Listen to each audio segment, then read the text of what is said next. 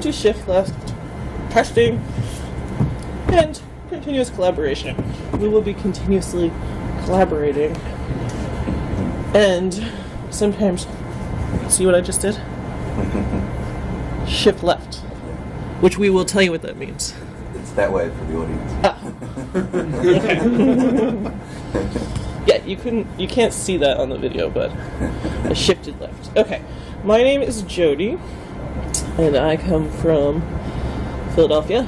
I am the co-founder and CTO of ZivTech.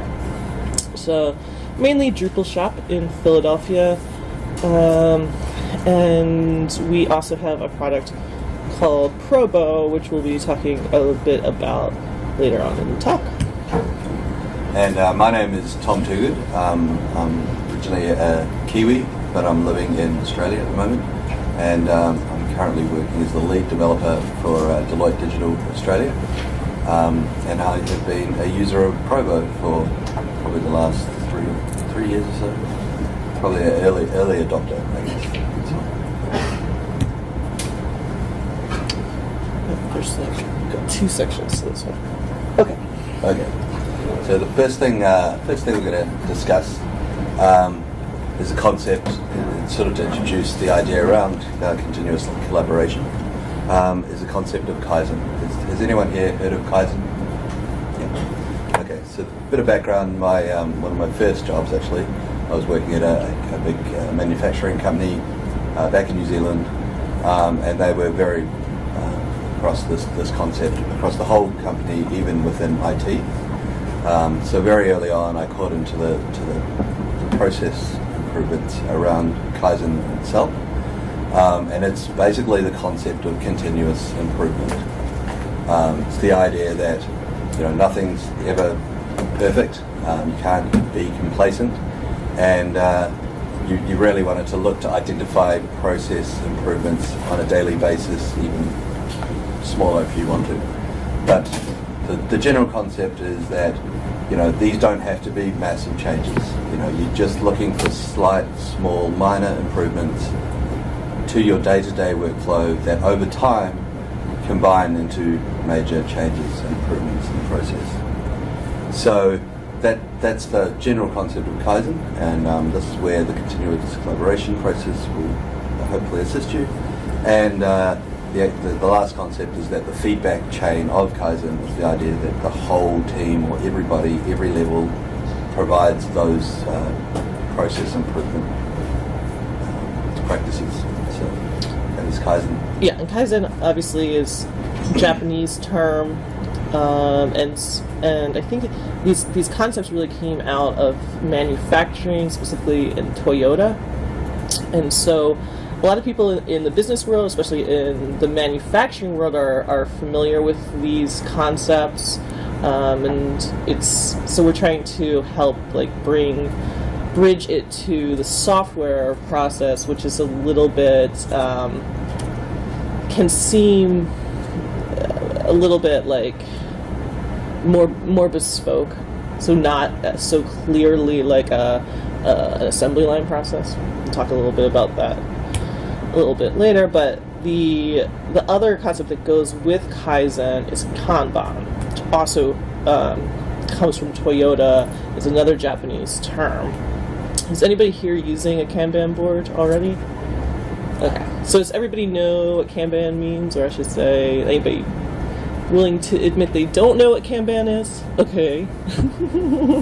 Okay, so the idea of a Kanban board is just that instead of having tickets that are just like in a table where they each have statuses like you see on Drupal.org issue queues, where it's saying like, oh, in progress, or reviewed and tested, or closed, or whatever, that you visualize it by putting those statuses into columns, and then you have your tasks become cards. And the purpose of that, whether your Kanban board is like physical, you can just kind of put one on a wall if you all work physically together. Most people just use something like Jira or some other system that comes with a Kanban board for task management. The idea is that you can is that it helps you visualize your process, and when you can visualize your process and how things are flowing through it, then you can make it more efficient, right? It's just a tool for seeing what's going on. So I like to picture it as like each one of these tasks, as it's moving across the board, is like it's going through a relay race, and it's like a baton that's like being passed through these stages of the board. And so when we're going to be talking about shift left, in Kanban, there is a left side and a right side of the board, right? And so a lot of what we're going to be talking about is directional. So the tasks will start off here on the left, which might be, you may have a column called like to do, all the way on the left where you haven't started yet. And then people make their columns differently depending on their process, but they typically have something like to do, in progress, needs testing, ready for deployment, complete, right? And so what you want to see is the tasks moving from left to right until they get to the end, and that's done. So whenever we talk about things moving left or moving right, we're talking about getting to the process of done on the board.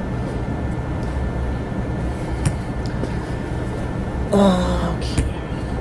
So one of the things that the Kanban board really helps you identify is process bottlenecks. And so it's really well known in manufacturing, like in an assembly line process, that if you try to increase the efficiency of anything that other than a bottleneck, you won't make any difference at all to the efficiency of the whole system, right? So if you have like so typically like in manufacturing they may have like a machine that's like the dryer, and drying takes 3 hours, and then they have all of these other machines and that things go through, and like one of them takes 15 minutes and one of them takes 20 minutes. If you speed up the 15-minute machine, it won't increase your output at all, because things are still going to bottleneck at that dryer, right?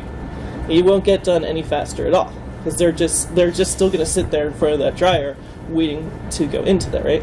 So it's the only thing that you can do to be able to push more work through your factory is to find the bottleneck and to make that area more efficient.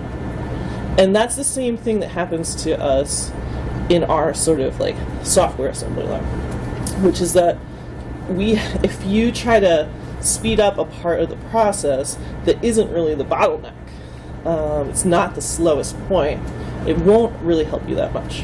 Okay, so when you think about your Kanban board and where the tickets congregate, like, is there anyone there tends to be patterns, right? So there's like there's usually like one person on the team or one group in the team that tends to hold things up, right? And so if you can go after making things more efficient for that group or that person, that's what you want to do. So for most people, they'll say that the person on their team that always bottlenecks everything is the most senior person, right? It'll be like the senior developer, right? And that's because the senior developer is the hardest to scale, right? So just like in a factory, they can't just like their most expensive instrument is the hardest to scale, and they can't just like easily add more of that, right? And it's definitely the hardest skill to delegate. In a big company, that's just quite hard. Has anybody read this book, The Phoenix Project? Okay. Well, this is really I'd recommend this to everyone in software.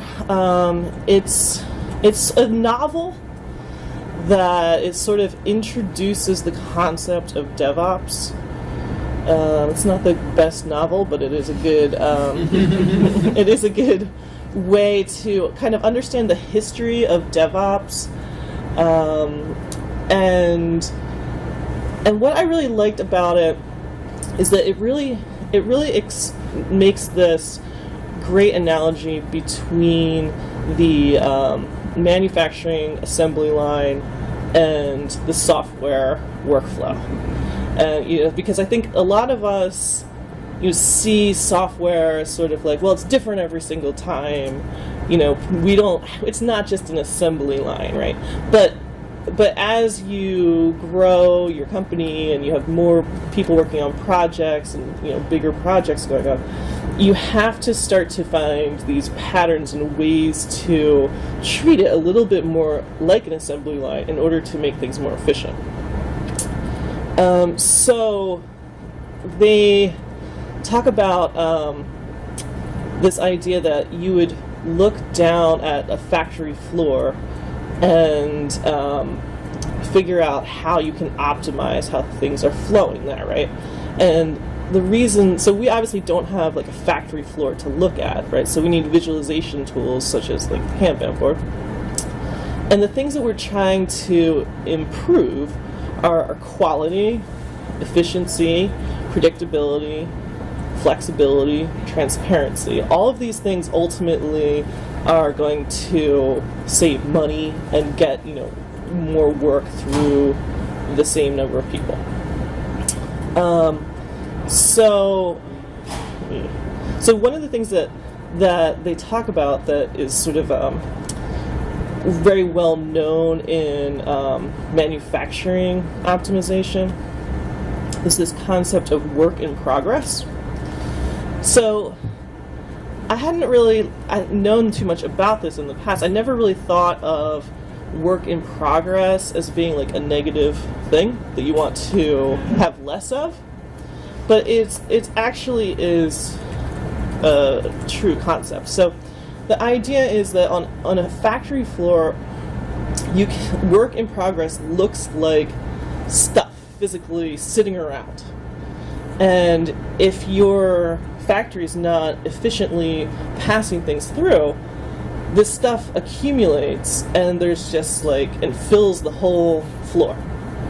And it becomes harder and harder to get anything done. There's stuff everywhere. You have to find things that are stuck somewhere in the middle of the process, and it's just, things become more and more inefficient the more of this work in progress that you have around. So the idea is not to constantly be starting more work than you're finishing. You want to be able to move things really smoothly through the whole process and get it out of there, completely done. We have the same problem in software, but we don't necessarily always think about it clearly. So for example, when you go to Drupal.org and you go to the core issue queue and there's 40,000 tickets that are in progress, right? It's things move at a crawl, if at all, through that issue queue. But if you can split it up and you can say okay, let's just focus on these couple of issues and get them all the way done, then you can actually make progress, right? So when you think about this need to minimize work in progress as an actual goal in itself, it kind of changes the way you look at your priorities, right? So one of the things that you can do to minimize work in progress is you can make sure that task sizes are small. There's a point where a task size might be ridiculously small and just too small. But in general, the smaller the task size, the easier it is to move it all the way through to done, right? So if you just give someone a task and you say okay, we'll just, build the whole website, that it just doesn't really move through very easily. But if you say, hey, can you just make the footer menu responsive, you can get that all the way through to done, right? And I also another thing that you can do to minimize work in progress is you can prioritize finishing tasks over starting tasks. So to me, what that looks like on the Kanban board is the further right a task is, the hotter it is, and the more urgent it becomes. Because what you really, because there's already been a lot of work invested in it, and the worst thing that can happen now is that it stalls out before it makes it all the way to done. So when you look at your work for the day and what's assigned to you, you want to start with the stuff on the right of the board. You don't want to start, hey, I'm going to start this whole new task that's in to-do. You want to start, as boring as it might be, on the code review task to move the work that's almost done to completely done. Another way that you reduce work in progress is you minimize this negative leftward movement. So there's always going to be, so the idea with these tasks is you're moving them from the left to the right, but there's always going to be like some negative movement where they're moving backwards, right? So there's always going to be like, oh, we found a bug, or you thought that was done, but I code reviewed it, and you need to make some changes. So it's going to have to move backwards sometimes. But you can minimize that by reducing the distance that things are moving back, and the amount of how often they're moving back, right? So the worst thing that can happen is the ticket moves all the way to the right, and then it comes to a column called user acceptance, right? And then the client says, oh, like, this isn't what we meant at all. We didn't want you to do that, but you've already gone through all of these other steps, right? Like you've developed it, you've designed it, you've done the code review, you've deployed it, you've gone through all these stages, and then at the very end, you have this user acceptance testing, and it moves all the way back to the beginning, right? That's a huge negative motion. So, and that keeps things like as work in progress, because now they're still on the board. These you thought they were done, they're coming back.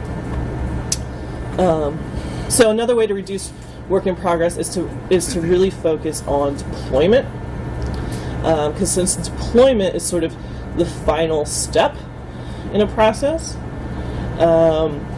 then anything that's sort of like towards the right, like deployment, is the most critical part of the process, right? Because that's the worst place for things to get stuck. All right. So this is where I guess it's a good introduction to that process, but it's an industry-wide concept of process called shift-left testing, and it's essentially a process by which you try and bring back your testing or your validation step in that Kanban board process to as far left as you can.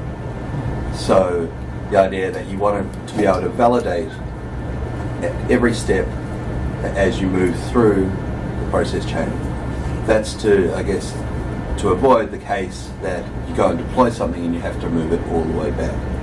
So shift-left testing is that essentially that process around actually designing processes, having proper validation, having the right people at the right place to make that validation call or acceptance call, and then moving it through the pipeline. So, one common thing, I work a lot with other projects and other people, and a lot of the time projects, they say, oh, we don't have testers, in our project. I mean, how many people work with a test team in a Drupal project?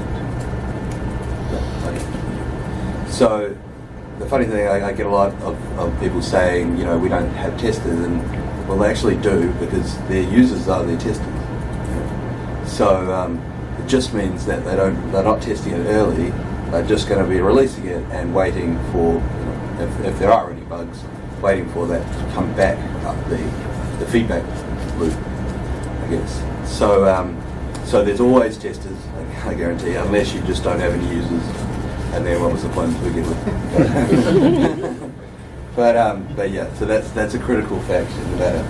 And I mean, an interesting thing is how many people have found a bug on a production website? Yes. And how many have reported that bug to the website? Okay, a few. Yeah. Okay, but it's not as common as finding bugs, probably. So a lot of the cases you've got bugs in a production website that just aren't identified, and if you're an uneducated user or a non-technical user, sometimes you'll just move on to someone else, some other product, some other thing. So it is very important to try and get these things early. So the traditional delivery pipeline basically is a process, and for many years I've worked on a lot of projects, is you go and build out a website, and that's where it can be very agile. It's changing a lot. The client requests are coming in, we're tasking everything up. But at the end of that build stage, where we're like, yeah, we're pretty good, we move into like a UAT or a testing phase. Does anyone do that at the moment? So it's pretty common. I mean, it's pretty standardized. But the issue there is that you've done all this building, and then now you're doing all this testing separately. So the problem there, if we look back at the Kanban process and everything, is that when you find bugs, it puts them all the way back at the left, and then it sort of is this circle of death, I guess, where when you got a bug, you put it back on the left. That change that fixes that bug could introduce more regressions, that creates more issues, that then all the way come back. So if you can catch them as early as possible, again, it helps out longer term with the efficiency. So so that's the concept of basically testing very early and often, and breaking up those tasks. So and we did discuss around automated and human acceptance system. So the benefits we'll just quickly discuss around doing this early and often is the fact that if you're testing individual tasks themselves, it's a lot easier to test because you're not testing like a whole website at once. You're testing like the footer. That is it responsive? Is it responsive? I mean, it should be pretty easy to launch up something and go, footer, I'm just looking at that. I resize the page. It's small, and I can improve that. But the other thing is that change potentially could have a flow-on effect to other areas of the site. That change to the footer could actually break some other content item, and you'll know that change broke that, and the fix is contained within this task, essentially. So that's the ideal case of just testing things in isolation and catching those bugs early. And then the fact that for Drupal projects, I find this is very important, mainly because there's a high concept of code reuse. So these utility modules like views and I guess fields, which are now in core and things, but they get used across many places in a site.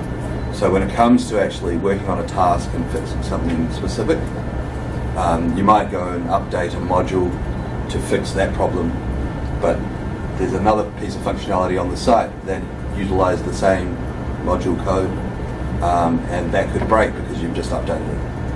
And so just got to be aware that when these things change, if you can test that change in isolation, you can often actually go back and make sure that those things have an effect. So that's generally the intro to shifted testing and the benefits. As just a sort of a anti-pattern, one of my first Drupal jobs, I was working about 10 or 11 years ago as a contractor. They had a tester, and their model was that traditional model where you send the developer off to build the site, and then when they're finished everything, that's when this QA tester comes in and tests everything, and then they make all of these tickets to be fixed. Well, the problem is they're doing that at the very end of the project when you're probably out of time and out of budget, and the developer is a contractor, has maybe gotten a new job, or maybe they've been put onto a new project. And so when I started there, they had this bug tracking system, and it just had hundreds of bugs in it. And I just thought, this is insane. Like, you don't just have known bugs and you just let them be there as if, like, you know, at some point in the future, then you're gonna take care of all of them, right?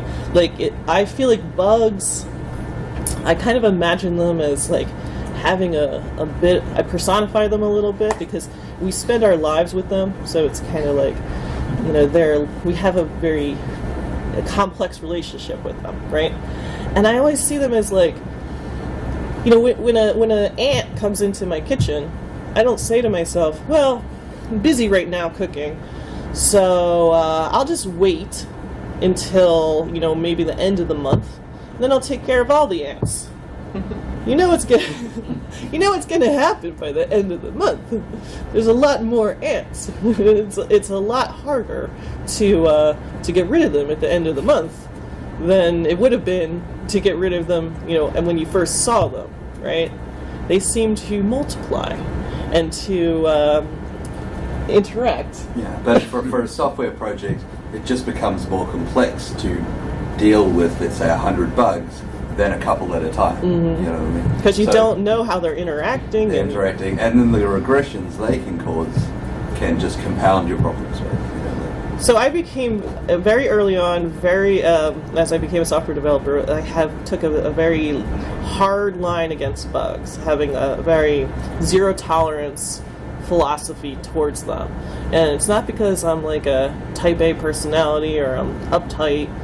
I don't think I am at all. I'm pretty messy, but I just think, you know, in certain areas like this, you just can't mess around. You can't let these bugs be here, because the longer you tolerate them, the harder it is to get rid of them. All right. So a bit about sort of what we do in the space.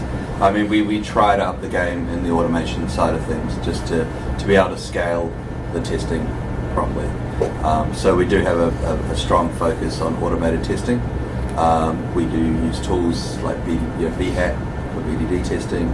We do have code sniffing tools. We also do a lot of static analysis, which is basically just idea of just looking at code and seeing if it's good or bad. It just gives you hints and advice around how you could restructure it and do these sorts of things. So that really helps in the game and in the code review space. But it's all very, very technical focused, which is a problem where bugs are often not just technical bugs.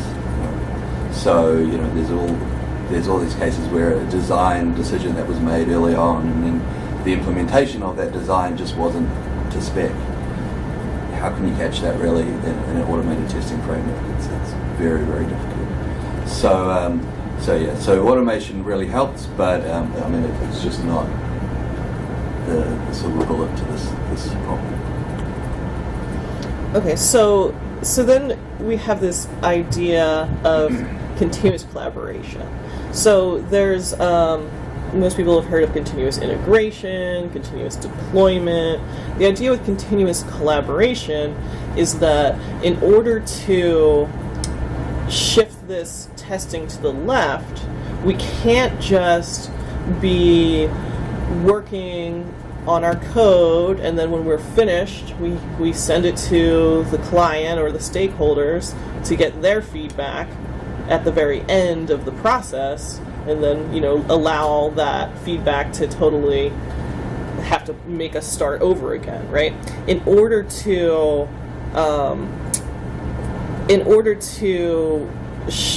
shorten those feedback loops, we need collaboration happening with everyone, all the stakeholders in the process, the entire time, right? So we can't just say to the client, like, oh, we'll show it to you when we're ready. We need to be engaging with them constantly and them always seeing our work as soon as possible and giving their feedback very early, right? So the earlier we get the feedback, the more efficient we can be. So there's sort of like, there's the testing that you can do that's automated, and you want to be doing that very immediately. So like as soon as like the developers are writing the code, you want there to be tests that are writing. But you also need this human feedback, and you need that human feedback to be coming quickly, right? And that needs to be coming from stakeholders that are not necessarily technical. So we're always trying to work with our clients to try to get them to give us earlier feedback, and that can really be a challenge because they can be confused about what it is they're actually giving feedback on. It's easy for us to say, okay, just give us feedback on the functionality. Don't worry about the content or the styles yet. They're not there. They have no idea what that means, right? So they're not sure how to give feedback, what kind of feedback we want, so we have to work with them to be able to collaborate in an early phase. And we actually there are actually tools that make that a little bit easier. So just to explain a little bit of, for us at ZivTech, where we were coming from with working with our clients and our challenges with wanting this continuous collaboration and having trouble getting and kind of how we got there. This is a little bit of a, not a video, more of a facial journey. That is me. I am the lead developer on the project, and I'm giving out a ticket to my developer who's going to go work on it. he's coding. The project manager, he doesn't really know what's going on. He can't really see what they're doing. He wishes he could be more involved, but he just kind of like is, so are you almost done yet? What's going on? He says it's done. So the project manager says, okay, let's keep it moving along. Needs to get a code review. So I open up my laptop. I go into the right Git branch. I run various drush commands. I fix some conflicts. Now I have a file permissions issue. Now I have to test and code review everything. Meanwhile I'm bottlenecking everything, right? Because I'm doing all this. So I found a problem, so that's not good. So then the project manager's upset. Everyone's upset because it's going to have to get reworked. So they send it back to me again. I have to do that whole process again to test it again. Probably takes me like another 20 minutes just to see that it's okay now. Then I merge it in and I fix all the conflicts when I merge it in and do all of that work, right? But after all of this work has been done, the client hasn't even seen anything that we've been working on. This is in total isolation. The project manager hasn't even seen it. It's just been me and the developer.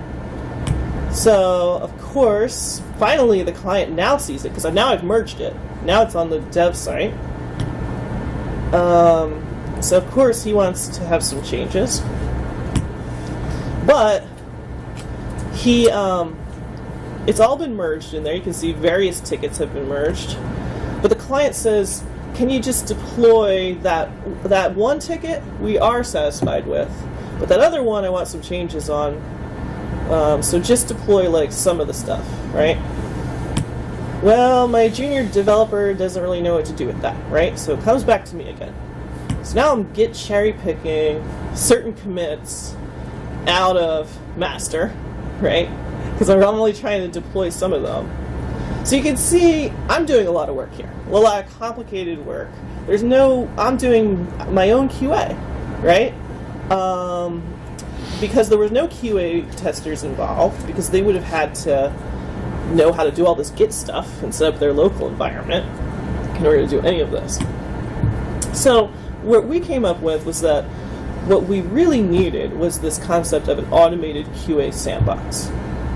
And the idea would be that it would create a place of a sandbox where people could do testing and give feedback before any of this came to me to review it and merge it. So it came after the fact that the lead was really the bottleneck here. And if we could automate something around what the lead was doing, it would allow us to get this earlier feedback. So So this idea of an automated QA sandbox is basically that you would create a branch and maybe like a pull request in GitHub, and it would automatically spin up a disposable environment for every pull request. Right, yeah, every commit. And that gives you an isolated place to test things and for people to give you feedback without getting confused about what it is they're giving you feedback on. And it helps you improve your quality and efficiency. So just to add in there, so the byproduct of doing that is essentially you're actually testing your deployment process at the same time for every single commit. So that's really good. I used to work for a big company as a release manager where we first started using Provo, and basically we never had deployment issues because every single commit was being tested as if, imagine you dumped this code in production right now, what would we see? So this was really, really awesome to say, look, this is what would happen if we just dumped this code right now into our production environment. You know? And we're able to see that for every single commit, no matter what the level was. The developers don't even know how the deployment process works. It's what happens. So the other byproduct of doing that is it's been really, really useful for prototyping things. So it's things that aren't actually tickets yet, but it's concepts and ideas around, oh, let's try this module out. So we'll create a branch, we'll add the module to the branch, we'll deploy it, and it spins up a QA environment with that module. And one of the teams able to actually go in and interact and test that out. So it's been really, really handy from that respect as well. So this idea of these QA environments or sandbox environments have become more and more popular in Drupal space and in other software communities have some similar tools in some cases. For Drupal, it is especially complicated because we're dealing with database-driven systems. So you're constantly dealing with this problem of having like the up-to-date database in these disposable environments, right? So that's what made it a bit harder. So here's just some. This concept has really exploded in the past few years. So these are just some of the systems in Drupal space that are using this concept. So Platform SH is I think a pretty expensive tool, but they do have this concept in there of having an environment for every Git branch, right? The same thing has been around for a while, just in Pantheon using multi-dev. So many people use Pantheon multi-dev, where they manually create a multi-dev environment for each ticket that they're working on, right? It's a little bit like extra manual steps because you kind of have to go in the UI and you have to create a new environment every time. But it's the same idea. Pantheon also has some scripts around working with Circle CI to automate this process of creating a multi-dev environment for each of your branches, and we have been using that.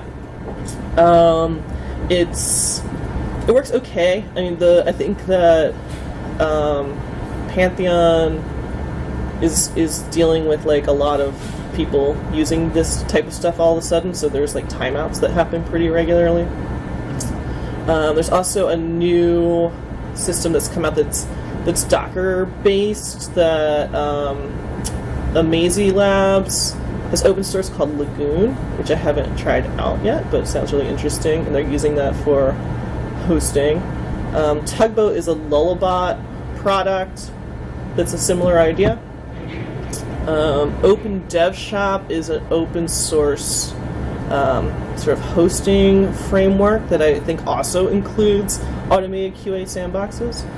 And so our product at ZivTech is called Probo CI, which we really think is good because the pricing is a lot less than many of these, and it runs really fast and gives you a lot of power.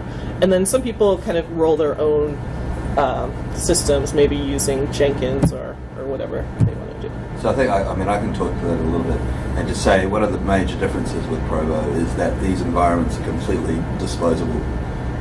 So they're not meant to be long living. The idea is that the build process builds a container. That container then is, you get the actual progress and the success or failure of that build. You can see that against a PR, so you know exactly what the code and the build status of that particular commit. It builds a container and then shuts it down. So is that actually the next? Mm-hmm. Yeah. So this is how Provo works, and the other systems a bit similar. So the idea is that you make a pull request. In GitHub, it also supports Stash, Bitbucket, and then if you have automated tests, we'll run visual regression tests, hat tests. Those will run. If those all succeed, you get an environment. We have it, send us a chat notification and hip chat when there's one that's ready to look at. For a lot of projects, it only takes a few minutes to create one of these builds, right? So I've even gotten into this weird workflow where I will sometimes just do my coding straight in like the GitHub UI, because it's going to make me an environment where I can see if it worked or not, like right away, right? I do the exact same thing. So I'd be working on like 3 or 4 branches at a time. There's that tiny little minor bugs. I'll never actually load it up locally at all. I'll just push it up to Provo and then wait for that notification and go, oh, did that work? Did it pass the test? Did the change work? So I can be working on like 3 or 4 things at a time, and then you can actually see what it does, which is good. So for me, it really improved my workflow. So this is how a little bit more like what my workflow is like now, as opposed to the earlier sad phases. I have the same, constant bad hair day, and I am assigning a ticket, and he's happy to help again. He's doing his work. He's opening a pull request, but this time, the project manager or some less technical person can actually look at it themselves, right? Instead of calling me. He's looking at it in Provo. He can give all types of feedback, like, we should change this interface text, or can we move this, or all kinds of things. Then he can send it to the client. Nobody has even called me yet, so I'm like home napping, I guess. Then they all wait until they've gotten they've all discussed it with the non-technical people, all the stakeholders. Let them discuss it now, because they're collaborating early in the process now. And when they finally tell me about it, it's just for code review after everyone's agreed that it's all what they want, right? And then I just do the code review and press merge all in GitHub. I'm not even bringing out my local environment at all. So now I can be involved in more projects, because I've now, instead of taking me hours potentially just to like review this one task, it only took me a few minutes to just look at the code changes and then hit merge. So everyone is very happy. So quickly, very much time actually. So the example workflow I'll just get into around how I'm using Provo at the moment. So I always set it up so we have a way that we can actually run the automated tests locally. So that just means that we're not reliant on a CI system, but it also means that it's far easier to debug when you do run into test failures. You're always wanting to be able to have a local environment which you can totally see everything end to end when you do run into issues. So we first set up tests that run locally. We replicate those same tests, the test run framework in Provo, so they're identical. There should be no difference. a failure here will be able to replicate a failure down here. And so CI will run on every single commit. And using that Kaizen model, this automated test process changes constantly. So we find a bug here that we weren't aware of. We go and try and address that in an automated test or somewhere, so that we will never, CI will fail the next time that issue occurs again. So that's the concept we use with Kaizen around just every day I will try and find a tiny little improvement, even just to speed up the builds. That improves my life every day because I'm not waiting as long. It's only a couple of minutes, but if you can do 10 builds in that time, it's far more efficient. So the other thing we actually leverage Probo for is automated deployments, which is really cool. So what we do is we actually have a step inside the Probo build. So this is after the automated test run, and if it's on a particular branch, it'll actually kick off a deployment to. So in my recent project we were using Acquia, it would actually go and push a deployment artifact out to an Acquia instance and pull down the production database and run the deployment automatically out to Acquia. So all I have to do as a developer is hit merge on that pull request, and that happens. It just dumps that commit into Acquia with the production database. So I just walk away, and it'll ping me if it fails. So on top of that, the master branch, because we use sort of a get flow type concept. If the develop branch is all good and the client approves it, same thing, merge straight into master branch, push, Probo picks it up, and then it dumps it out onto we have a concept of an alpha server, which is the start of our release branch. So it goes alpha, beta, and then finally, once we've got full client approval, everything's working, and it goes out to production. So it's a really good way to automate everything, your life, and make things easier. Okay, well, we are out of time, so that is what we have for you today, except that Thom wants to convince you to come to Australia. Yeah. New Zealand, sorry. Of course, New Zealand. Yeah, just very quickly, I know we're over time, but there's a conference happening next month. I know it's a long way away. It took me 37 hours to get here, but that was because the flights were so cheap. You can fly direct. There's a conference in Auckland. Is it November 16th, 17th? It's the Australasian Drupal conference. I've been attending since 2008. It's been running every year, and for the first time, it's in my hometown of Auckland. So please, if you're wanting to check out New Zealand, it's a month away, and we'd welcome you to our homeland. And make sure you book a bit of time either before or after to check out the country. All right, thanks everybody. If you have questions, just come up afterwards since we're out of time. We have booths. Oh yeah, we have a booth down in the pinball area. So where you can also ask us questions, or you can find your friendly New Zealander. Any New Zealander will do. Yeah. Thanks.